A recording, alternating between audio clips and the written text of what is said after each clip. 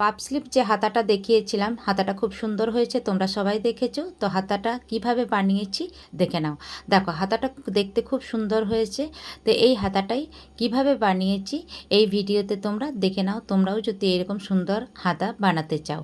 তো দেখো এই হাতা বানানোর জন্যে আমি কতটা কাপড় নিয়েছি সেটা একবার দেখে নাও।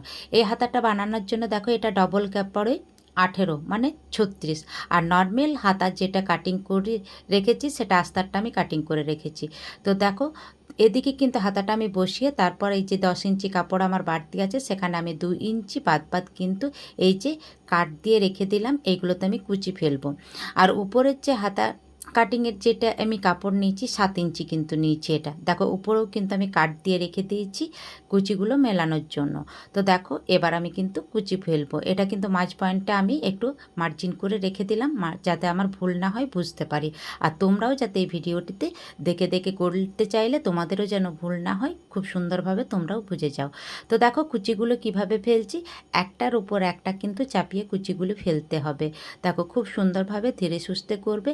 আমার এই ব্লাউজের পিসটা খুব মোটা ছিল, তো একটু অসুবিধা আমার হয়েছে করতে। তো দেখো এবার উপরের কুচিগুলি কিভাবে ফেলবে, 1/2 ইঞ্চি কিন্তু গ্যাপ দিয়ে উপরের কুচিগুলি কিন্তু ফেলবে। দেখো আমি কিন্তু এটা দেখো সুতোটা কেটে গেল, সুতোটা পরে নিই। তো দেখো উপরের কুচিগুলি 1/2 ইঞ্চি গ্যাপ দিয়ে দিয়ে কিন্তু ফেলবে। আর দেখো এই কাপড়টা খুব মোটা ছিল তাই আমার একটু খুব অসুবিধাই হয়েছে, আমি অনেকবার হাত দিয়ে দিয়ে এটা কিন্তু প্লেন করে তারপর করেছি। তবে এটা কিন্তু আয়রন করার পর খুব সুন্দরভাবে বসে যাবে। তবে দেখো একটা সুন্দরভাবে পাপ স্লিপ রেডি হয়ে যাবে এইভাবে যদি তোমরা করতে থাকো। তো আমার নতুন বন্ধুরা, ভিডিওটি যদি তোমাদের ভালো লাগে তো লাইক কমেন্ট করে দিও। আর এই রকম সুন্দর সুন্দর যদি ভিডিও পেতে চাও তাহলে আমার পেজটিকে ফলো দিয়ে রেখো। তো দেখো একটা সুন্দর পাপ স্লিপ এই যে রেডি হয়ে যাবে। দেখো কুচিগুলো কত সুন্দর হয়েছে।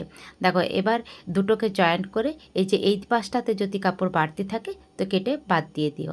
তো দেখো এবার আমি পাড়টা কেটে রেখেছি, পাড়টা দেখো এবার আমি জয়েন্ট করে নিচ্ছি। তো দেখো এটা কিন্তু হাতার মাপ অনুযায়ী হবে, যদি পাড় থাকে পাড়টা কেটে তারপর যতটা হাতা হবে কাস্টমারের সেই হিসাবে কিন্তু মাপটা নিয়ে নেবে। তো আমার তো উপরেরটা আমি বললাম আমি 7 ইঞ্চি নিয়েছি, আর আমার নিচের পাড়টা আছে 4 ইঞ্চি। তো আমার এটা ঠিক হয়ে যাবে। তো দেখো এবার আমি মেন ফেব্রিকের সাথে আমি কিন্তু এবার আস্তারটা জয়েন্ট করে নিচ্ছি। তো মেন পয়েন্টে আমি কিন্তু একটা আলপিন দিয়ে রেখে দিলাম পিন আপ করে, তাহলে আমার কিন্তু পয়েন্টে পয়েন্টে মিল হয়ে যাবে। এবার দেখো আমি এটা উল্টিয়ে চাপ সেলাই দিয়ে নেব। তো দেখো এবার আমি সুন্দরভাবে একটা চাপ সেলাই দিয়ে দিচ্ছি। তো দেখো আমার হাতাটা মোটামুটি কমপ্লিট হয়ে এলো।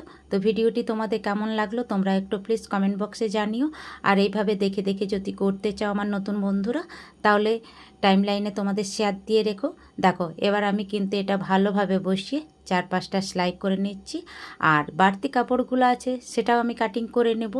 তো দেখো সুন্দরভাবে একটা সেলাই হয়ে গেল।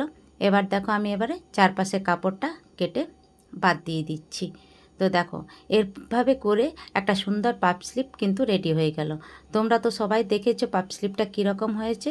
দেখো কত সুন্দর একটা পাপ স্লিপ রেডি হয়ে গেল।